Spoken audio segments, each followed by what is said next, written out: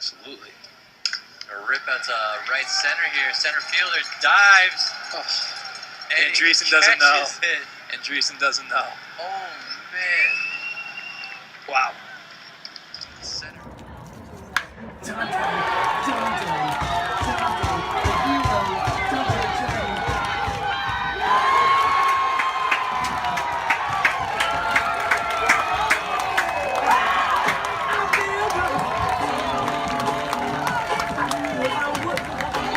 Chopped over to second. Ricciardi fields on to first. And there it is. The Worcester Bravehearts have won their fourth FCBL championship in 6 years as they mob behind the mound. Final score, Worcester Bravehearts win 12-2.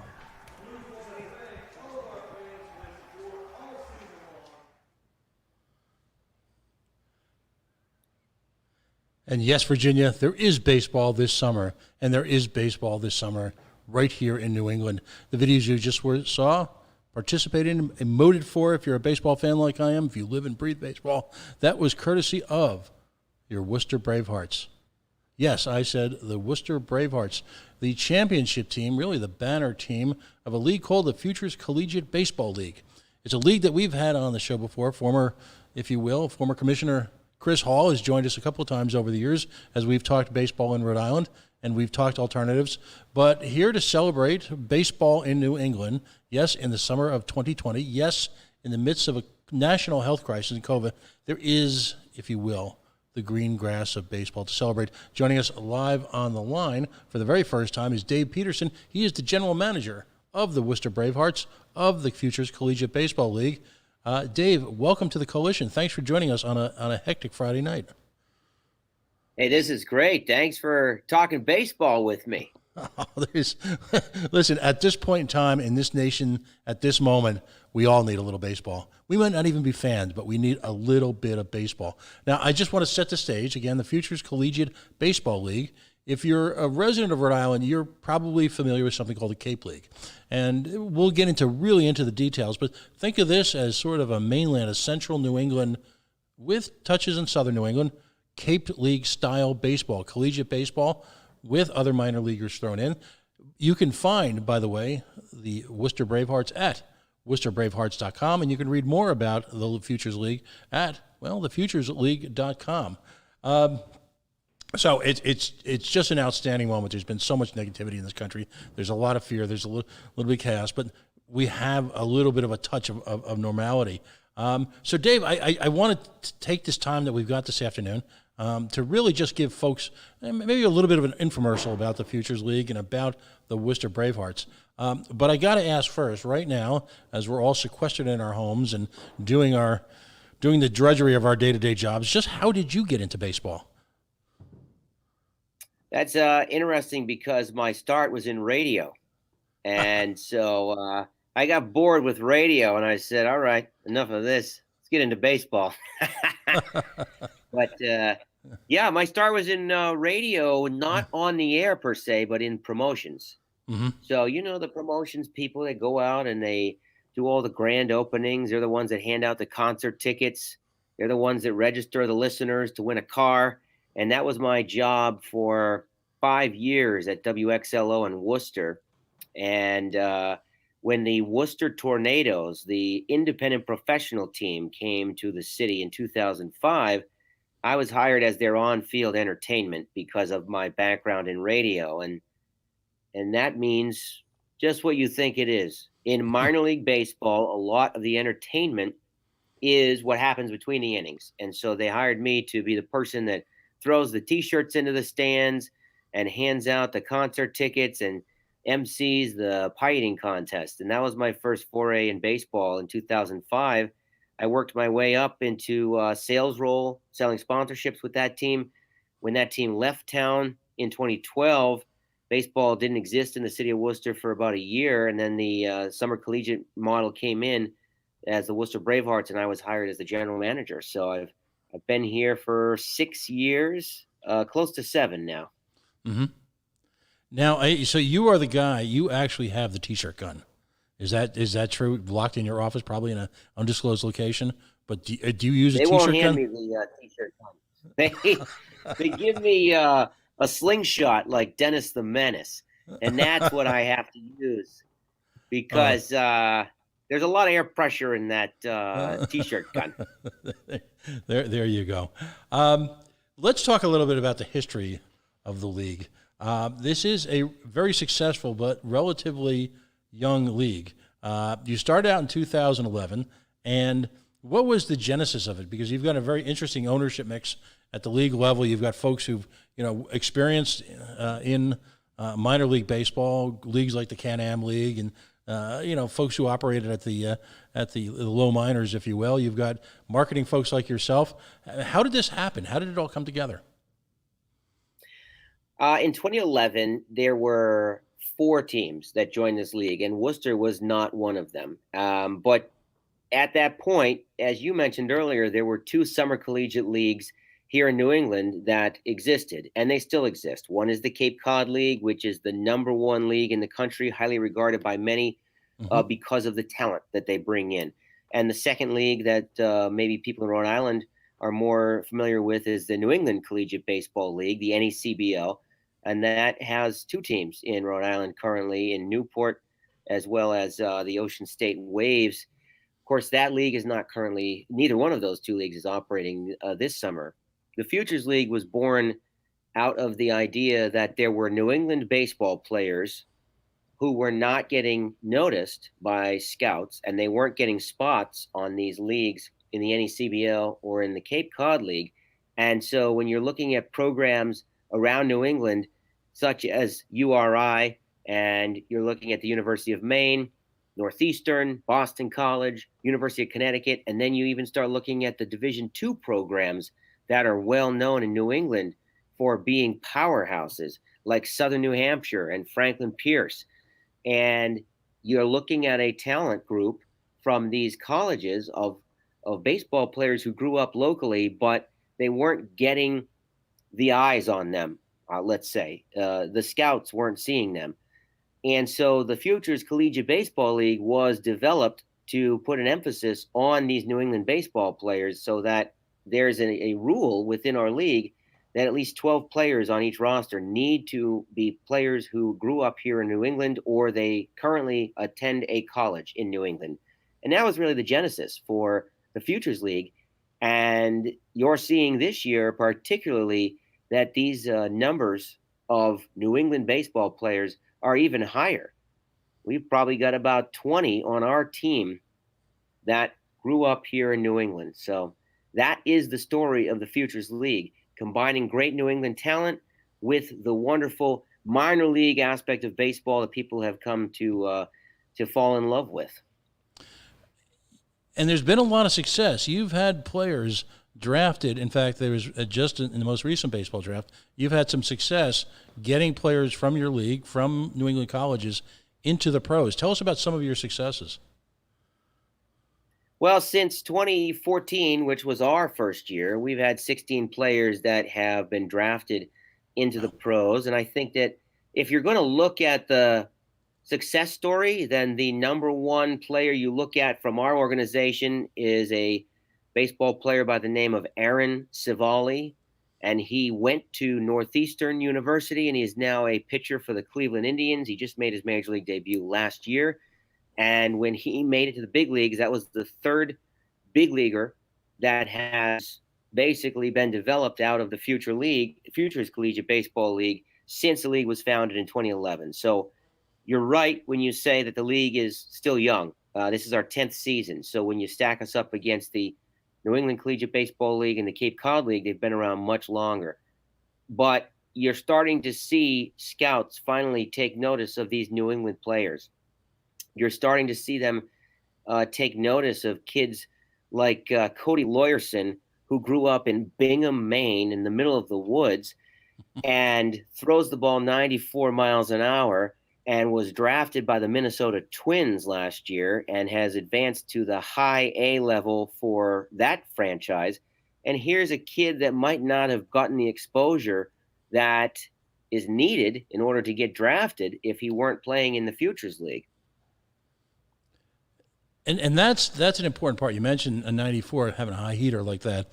What what type of skill sets can folks become to appreciate, if you will, from New England collegiate baseball? I mean, we're all familiar with the Florida leagues, programs like Arizona, out in California.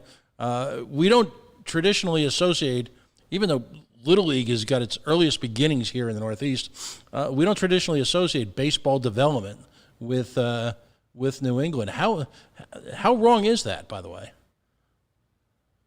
Well, I think it's a mindset because in New England, you can't play baseball outside for 4, maybe 5 months out of the year. Well, let's say 4 months out of the year. Whereas, when you're talking about Arizona and Florida, you've got baseball outside the entire year.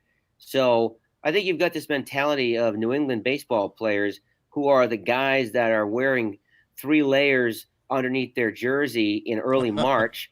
And they're shoveling snow out of the base paths so that they can play a game on a field. And you're seeing a lot more of these games happening now with turf fields being the new commodity, where they could plow the snow and literally have a baseball game 10 minutes later on a turf field. And that's how baseball players are bred in New England. They are the guys that are out there in 30-degree weather, and they are grinding because they know that if they're not out there, they're going to fall behind the guys that are down in Florida who've been working out all 12 months of the year. Mm-hmm. No, absolutely. As far as the season goes, and as far as, let's just say, a normal season pre-COVID, talk to us a little bit about each of the franchises that make up the league currently. True confession, I have been a fan of the Pittsfield operation for a number of years. A little bit of a tinge in my heart today, because I'd be preparing either for today or tomorrow to go to Pittsfield, to go to Wacona Field, which I believe is America's oldest continually operating baseball field. And also one of only 2 fields in America where you have to take a sun break because the field points in the wrong direction. So right around 6 or 7 o'clock, you're looking at a sun break because the sun is literally in the pitcher's eyes. But that's not happening this year because of all of these challenges. So the big question is, how is the Futures League being able to, A, accomplish that which others have not, despite best efforts and despite being great operations, and B, what teams are playing and which teams are still sidelined? Well, to your first question about basically the geography of the Futures League, there are currently 6 franchises that are operating, and the Pittsfield franchise, even though they're not operating this year due to health-related concerns, they are still part of the Futures League. You're looking at markets that used to have independent baseball, markets where independent baseball failed. It wasn't a great economic model. And so you've got really nice stadiums in Nashville, New Hampshire, and Brockton, Massachusetts, and the old Wacona Park that you're talking about in Pittsfield. And this year, the newest entry is the New Britain Bees, a stadium that used to host AA baseball that then moved up to Hartford. And then an independent team came in, and that wasn't really economically feasible. So they've moved to this summer collegiate model. So how was the Futures League able to actually host a season when other leagues weren't? We go back to the core of what the Futures League is, which is developing and recruiting local talent. So I think that the number one point that we have to look at is the fact that our rosters are majority of them made up of players who are from New England, who for us live in Massachusetts and have been living under the same set of quarantine rules that you and I have been living under for the last 3 months. So number one, there's not this mystery of where these players have been. We know exactly where they've been. We know how they've been living in the last 3 months. And we don't have to worry about bringing in a whole bunch of players from out of state and trying to house them with host families, with strangers. So I think that's the primary point as to why the Futures League is now operating, whereas a league like the Cape Cod League that has to bring in players from Texas and California and Florida and then house them with host families, that model just didn't seem feasible in a year where we have a pandemic. Right. I think the second point here is that all of the owners in the Futures League have been on weekly calls since basically the beginning of April, trying to figure out how to make baseball happen. We've been in touch with all the local boards of health, Department of Public Health, the local government, to make sure that we are following all the local regulations. And right now, we've got franchises in this league in the states of New Hampshire, Massachusetts, and Connecticut. And if you take a look at the rules, the health codes in those 3 states, there are a lot of differences. And so we had to make arrangements for that. Right now, if we wanted to host a competitive baseball game in the state of Massachusetts, we couldn't do it because that does not happen until phase 3 of the reopening plan, which would be on Monday. However, the states of New Hampshire and Connecticut right now can host competitive baseball. So that is where the league started last night. Excellent. And where was your first game last night? We were down in New Britain, Connecticut at New Britain Stadium, the New Britain Bees. It's a 6,000-seat stadium. Wow. That I mentioned used to host Double-A, the New Britain Rock Cats. They were the Red Sox Double-A. Before that affiliation went to Portland, Maine. Then it hosted Double-A for Minnesota Twins for a while. And then, of course, they moved up to Hartford to become the Yard Goats. So the independent team went in, the New Britain Bees, and they were replaced this year by a summer collegiate model, which is much more economically feasible if you ask someone like me. Yeah, and there is a business side to baseball. And feel free to correct me if I'm wrong, because as a fan, it's even apparent now that to a large degree, baseball teams are starting to pivot away from independent minor leagues. It just, it strikes me that they're going to attempt to follow what the NBA and other leagues have done, which is to create their own development league. And that's a whole nother conversation. Part of it's economic, part of it's control, part of it's legal, part of it's flexibility. But, in New England, baseball fans were shocked to see the Lowell Spinners, and please correct me if I'm wrong in the circumstances, but my understanding was that while the Lowell Spinners can continue to play baseball, they are no longer affiliated with the Boston Red Sox. Any generic thoughts on that? Just the future of quote-unquote affiliated minor leagues? Well, Major League Baseball and the owners are pushing for this idea that getting rid of 40 Class A minor league teams across the country would be a better economic model for minor league baseball. And losing those affiliation agreements means that they can decrease the size of the Major League Baseball draft. Right now, the draft is 40 rounds long. You've got organizations that have 6, maybe 7 minor league teams. And of course, in Major League Baseball, the affiliation agreement means that these major league teams are usually picking up the majority of the salaries of these players and the health insurance. And so this is a move by Major League Baseball where they're looking at potentially trimming the number of minor league baseball teams, primarily Class A teams, and you mentioned the Lowell Spinners, so that they can shrink down the draft and perhaps take a lot of that developmental aspect of the business in-house and put those leagues and teams underneath their umbrella. Mm-hmm.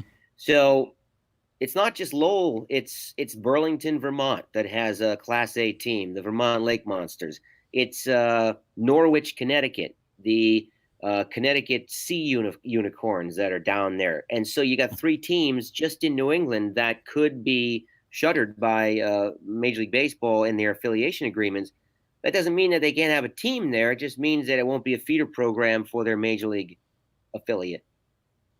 And to me, that's the beauty and the purity of summer league baseball. That's collegiate based. Again, without going down this road, as you're aware, there's been controversy in this state regarding public-private property and those type of relationships that are necessary, if you will, to maintain, as you point out, the business model. The beauty of your setup, there's almost a bygone innocence to it, because you're seeing great baseball. I can't stress that enough. I'm a small ball fan. I'm a fan of that approach to baseball. Sacrifice flies, bunting, hit and runs. that to me is what I find intriguing. And that's a thoughtful version of the sport. Those skills are available and on display at Bravehearts and Pittsfield when they're back in business. They're on display in those teams. I mean, you've got a real emphasis on not just putting out a product every night, but you're working with these young men every day on their skills, aren't you? Well, and they're student athletes too. So let's not lose the student aspect of this, because the majority of the players who are playing in this league will not go on to play professional baseball. So this is an opportunity for these players to hustle. It's an opportunity to show that when they do hustle and get noticed by scouts, that they might end up making it to the next level. These are not paid athletes. Let's remember, this is an amateur baseball league. So when you start comparing it to the independent professional model, we're talking about amateur baseball players who are not collecting a salary. We're talking about players who are looking to develop over the course of the summer and are often given a development plan by their college coach. So a player that might be a freshman at the University of Rhode Island who does not get a chance to play because the team is stacked with upperclassmen will go and play in a summer league like the Futures League, develop those skills over the course of the summer, come back to campus in the fall with an opportunity to compete for a starting role as a sophomore because he has worked on that skill set over the course of 3 months in the Futures League. No, that's spectacular. Folks, if you're just joining us, we have the privilege of hosting Dave Peterson. He is the general manager of the Worcester Bravehearts. They are not just a member, but they are the reigning champions of the Future Collegiate Baseball League, a league that is, as we've been talking, is a developmental league. It's collegiate-based. A significant part of each team's roster is what you would call local in terms of the colleges as well as where their home communities are. And it's a wonderful brand of baseball that's practiced all over central New England, and great skills, great discipline. I mean, again, really a lot of the best of young baseball. And incredibly enough, they've managed to put together, I guess it's 6 teams, to overcome, if you will, all the restrictions, all the challenges of the Corona era, and put a product out on the field. Not the homeowner, we'll talk about that in a second, but their on-the-road opener was last night in New Britain, of another minor league team stadium that's been repurposed, if you will, for collegiate baseball. And I believe firmly that this is the future of baseball in New England, in addition to the handful of, I'll call it major, minor, and of course, the Boston Red Sox. Folks, you are listening to the Coalition, loud and proud, outrage-porn-free, civilly disobedient media. We broadcast live on the Worldwide Coalition Network at coalitionradionetwork.com, facebook.com/the Coalition Radio, and of course, we simulcast on Twitter at Coalition_radio, and our mothership, coalitionradio.us. Dave, I know, again, this is a banner weekend, in part because you guys are playing baseball, so thank you for joining us. Let's talk about the Worcester franchise. So let's talk local baseball, because right now you guys are our local baseball team. You are going to be having your home opener, I guess, on July 11th. That location is not public yet. The ink is about to be dry and all that. But give us a little background of how you guys were able to put baseball together in central Massachusetts. Isn't that strange that we have a home opener in a week and we haven't announced where it is yet? Well, when you do, let us know, because we'll be all over it. So for us, working through the precautions, the safety precautions, the limitations, if you will, that have been presented to us because of all of the coronavirus shutdowns, I guess we'd call it. We play on a college campus, typically, the College of the Holy Cross in Worcester at Fitton Field. It's a 3,000-seat stadium, and we've played there since day one in 2014. We draw about 2,500 fans a night to a 3,000-seat stadium. With social distancing, you can imagine that is a nightmare. And so that college campus has canceled all events through the month of July, including weddings, conferences, and they are trying to figure out how to bring back Patriot League activities and athletics in the fall. So that means that the Bravehearts cannot play on that campus. So we've been looking for another baseball field basically since late April, when we knew that this was a possibility. And we've been looking for a field that has lights, because that is a must-have. We've been looking for a field in central Massachusetts. We do finally have a field.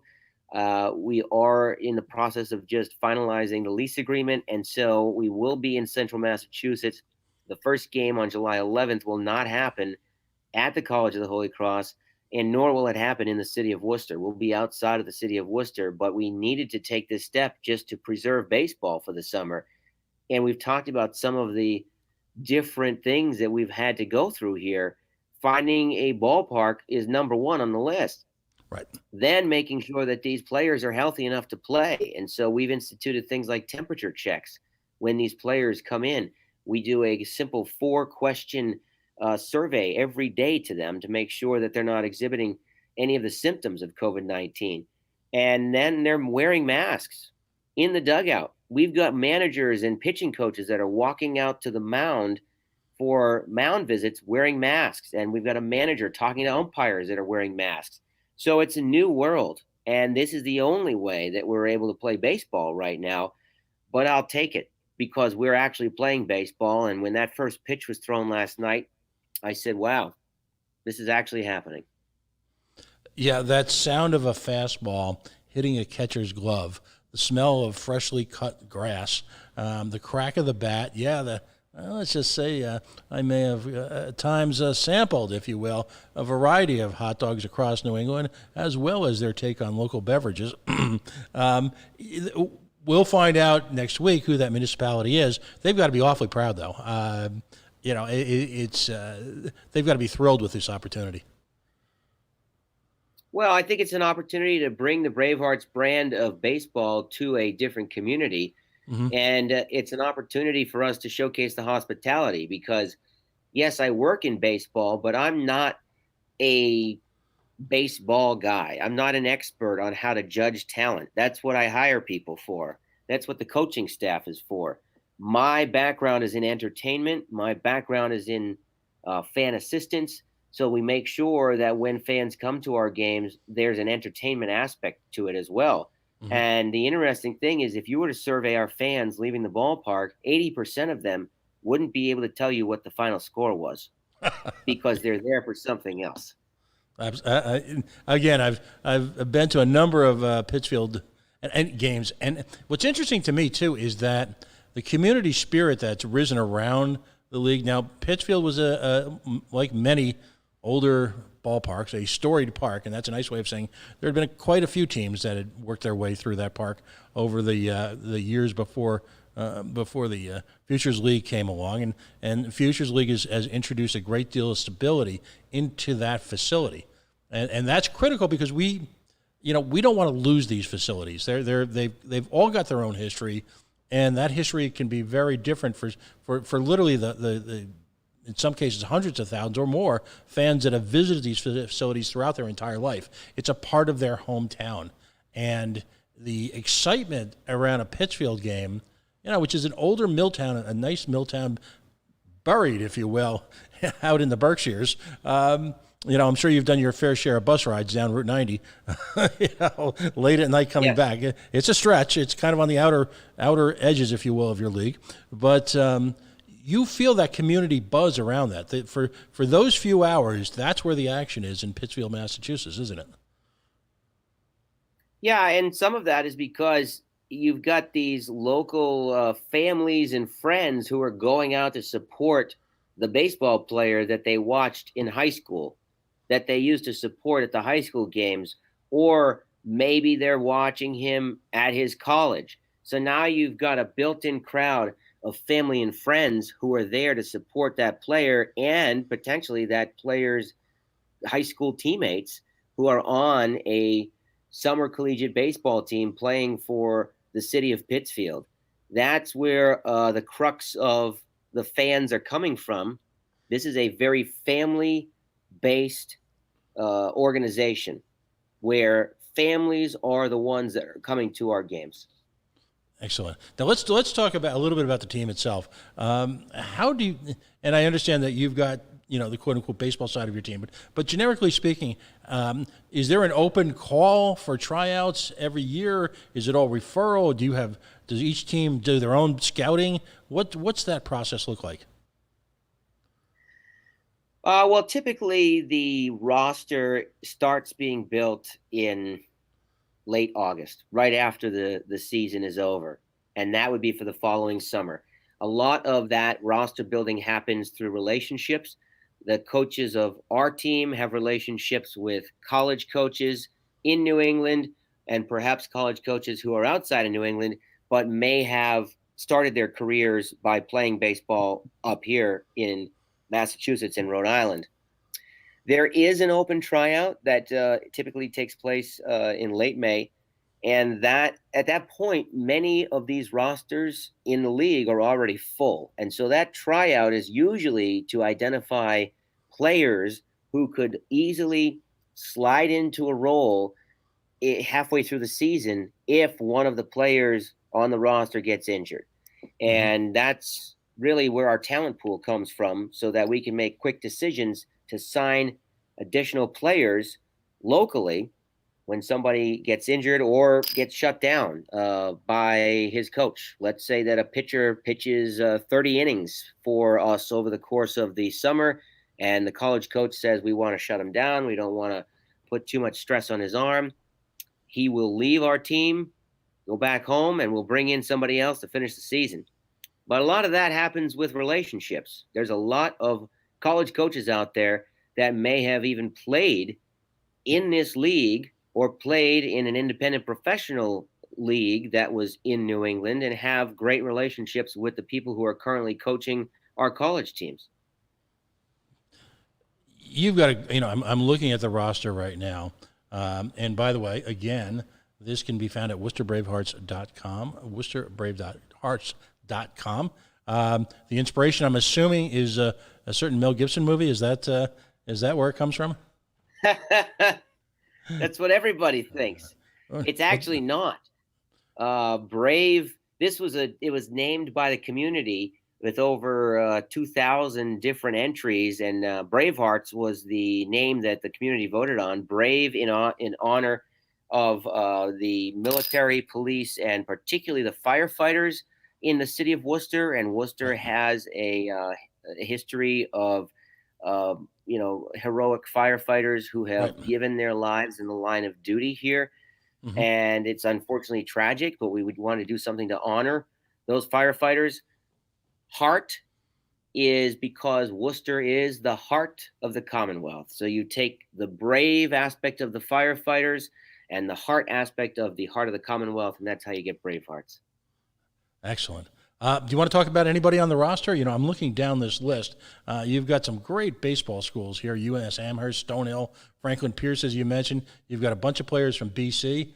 Very local on the scene is, of course, Assumption, which is part of that great university community that's centered around Worcester. But anyone in particular? I know you don't play favorites, but I'm always intrigued by switch hitters. You showing a couple of them, and by the way, if you go to the roster side, it's great because there's a real breakdown of what these guys do. But who would you want to talk about? Anyone that we should in particular be looking for this year? Well, a lot of times the Futures League is recruiting not just the juniors and the sophomores that are becoming seniors and juniors. This is the one league in the Northeast that actually allows recently graduated high school seniors to play. And so when we've got a recently graduated high school senior that is coming to our team, typically we will take that player. We only take 4 of them, but we'll take that player if he's committed to a Division I program. And so this year we look at a player like John West, who's one of our pitchers. He's from Shrewsbury, Massachusetts. He is 6 feet 8 inches tall and throws the ball in the low 90s. He's a Boston College commit, so he'll be going to BC in the fall. And this is the type of player that a lot of scouts would come to look at. Not yet, because he's not yet eligible to be drafted. But you take a look at some of these kids that are playing for us. Coleman Picard, who is Auburn resident who hit 93 miles an hour on the gun the other day. You're taking a look at some of these Ivy League students, and we've had student athletes from Brown, we've had student athletes from Harvard, we have a student athlete from Dartmouth on the squad this year who's our catcher, Ben Rice, a left-handed hitter who will be a senior at Dartmouth in the fall and hit 7 home runs in a limited amount of time last year. These are the types of players that I think the scouts want to come and look at because, again, the New England ties and the fact that you're actually getting to see the best talent that New England has to offer, and this is what's being showcased in the Futures League. Mm-hmm.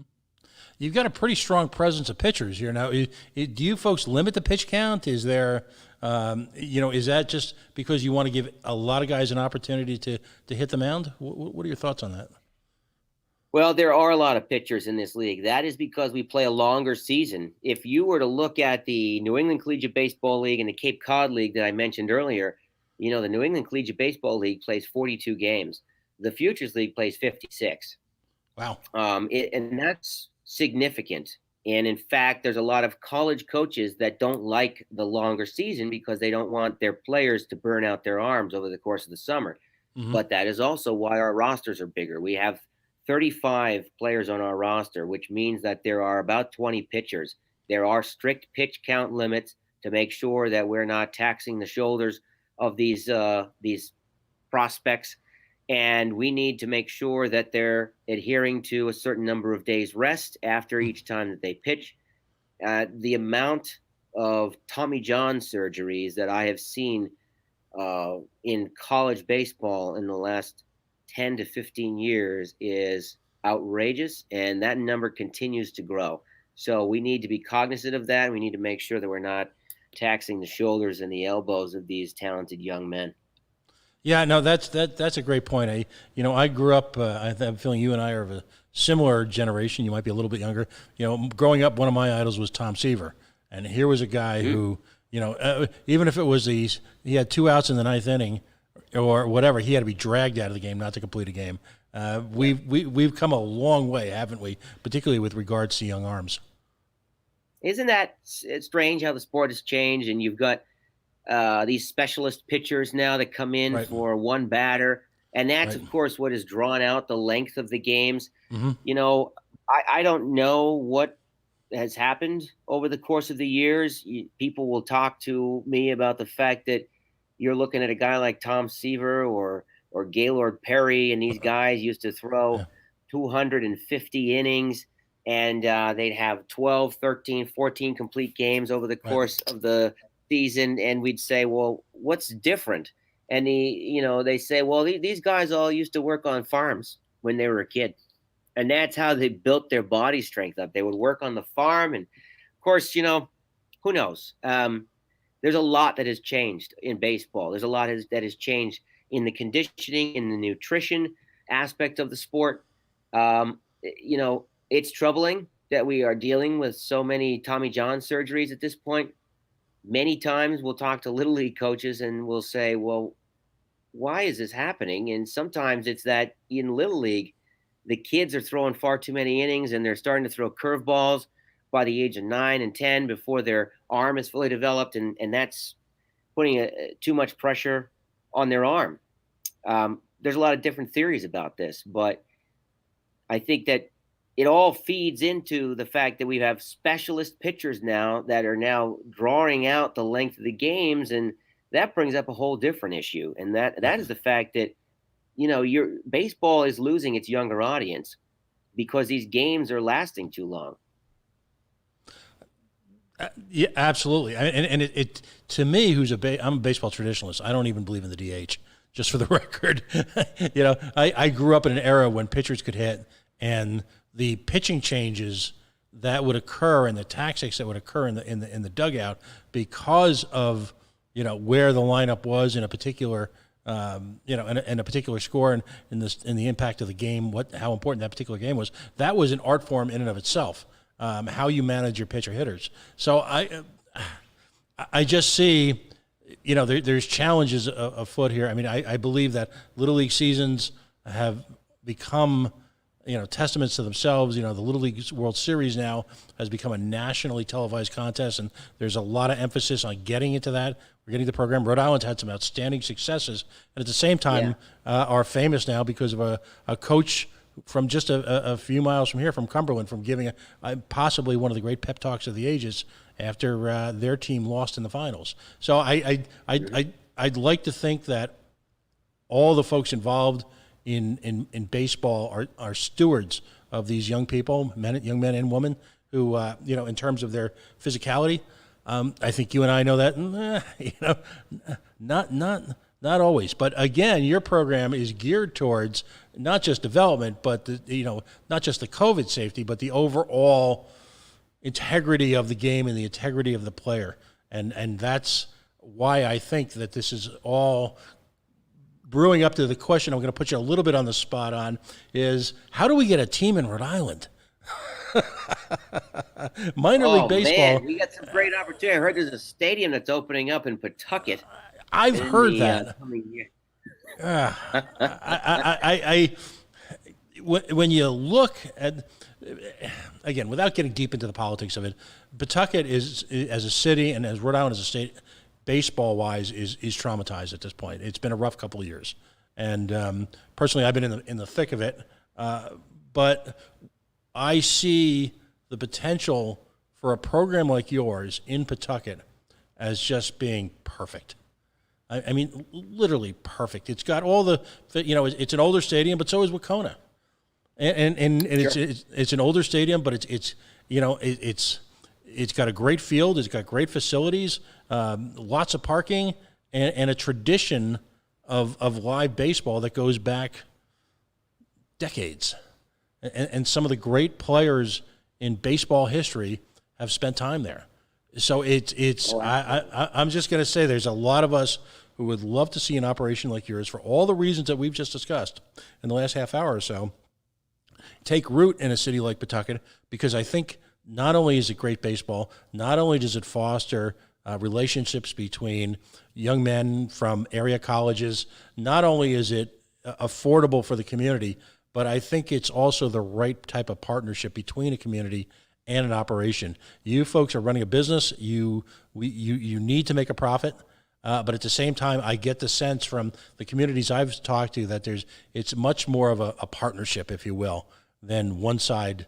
I'll just leave it at that. One side trying to dictate terms to the other. And I think communities in New England, we're all a little beat up right now for a lot of reasons, particularly over the last year. And I think more of that and less of the other stuff, I think, would be a welcome addition to the state of Rhode Island. We need a place to go, and you guys just seem like, and again, I've this isn't the first time I've spoken with someone from your league. For 3 or 4 years now, I've tried to get someone from your league every year and Mr. Hall's joined us a number of times. And again, great integrity, great operations, successful business people, great track record, and you're integrated in the community.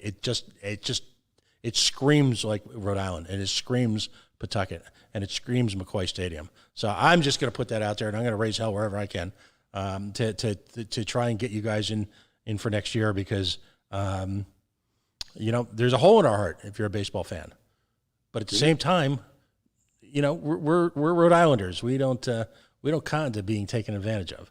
So I think there'd be an amazing community welcome for you folks.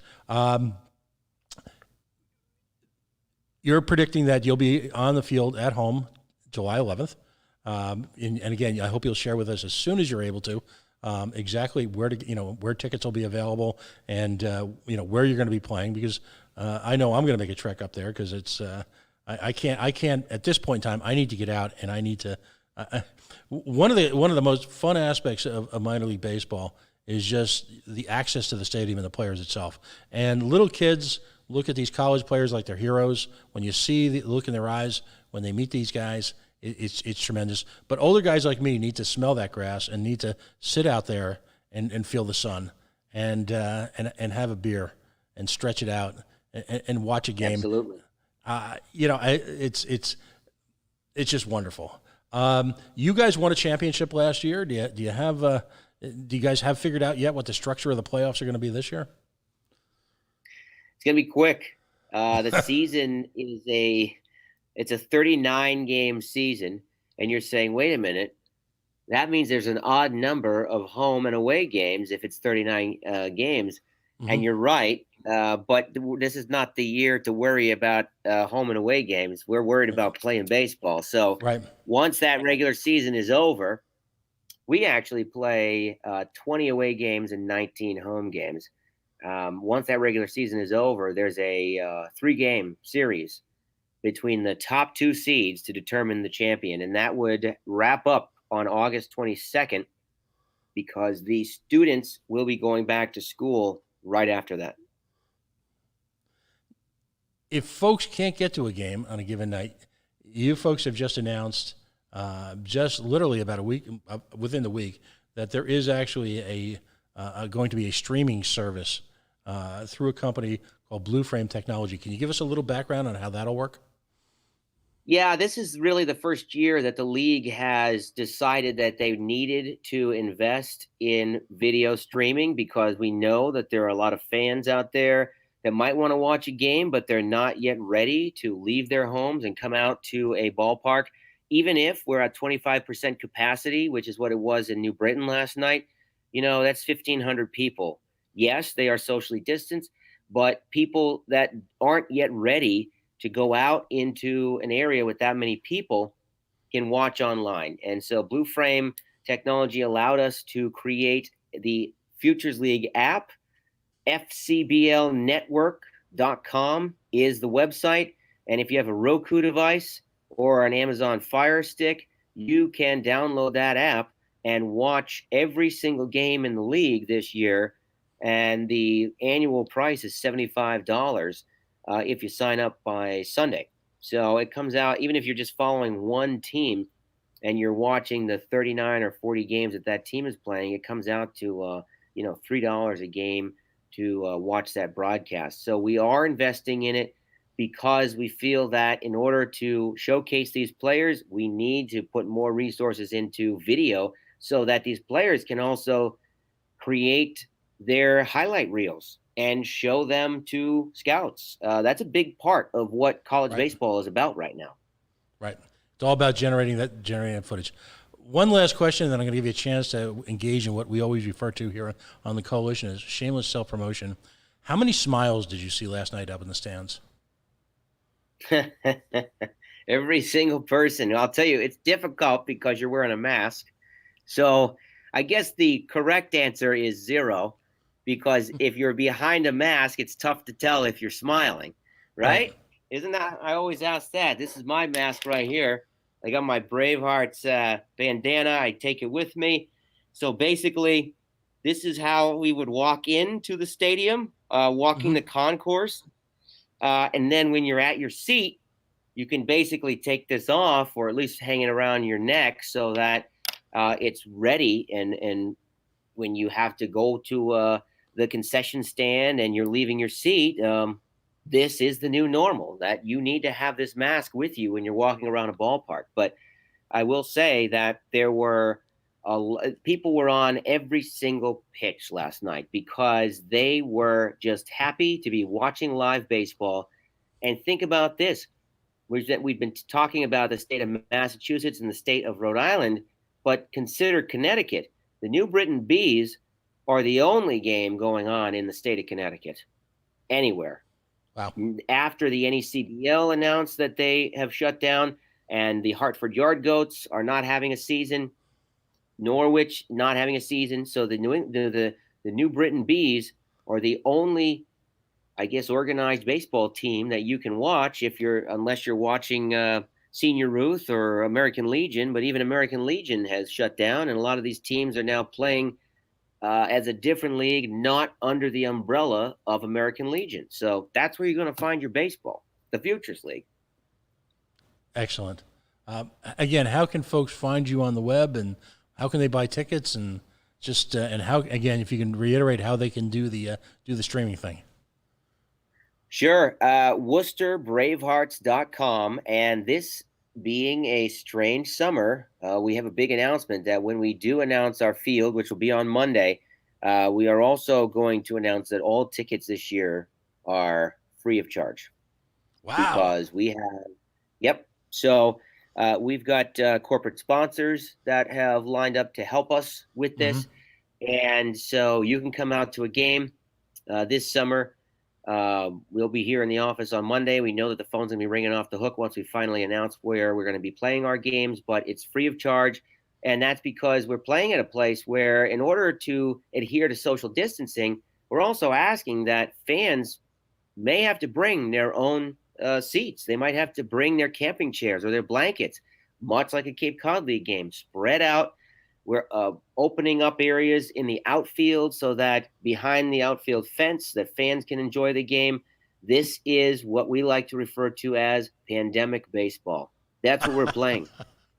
We're doing it safely, cautious, but we're doing it. Right. It's a happening. Well, again, Dave, congratulations.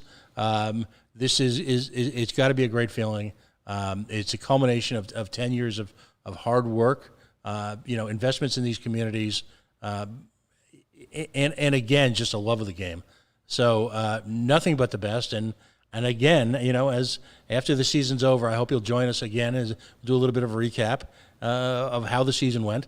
And let's start talking baseball in Rhode Island again. And I have a feeling once folks get a sense of what the product is like, particularly after this summer, they're going to be hungry. And you know what?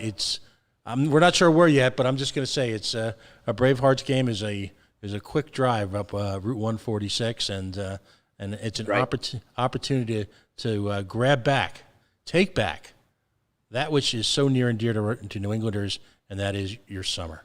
So, Dave, thanks. Yes. Thank you so much for joining us. Thank you.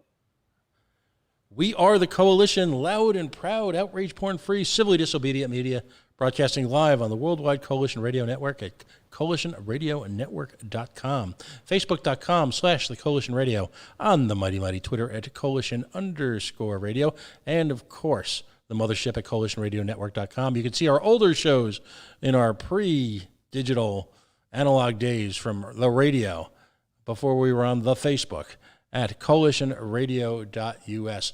Again, a big congratulations to the Bravehearts and the entire community surrounding the Futures League. We will keep you periodically updated during this summer. And again, take a ride, claim back your summer, have some fun. It doesn't get any better than this. We'll talk soon. Have a great night.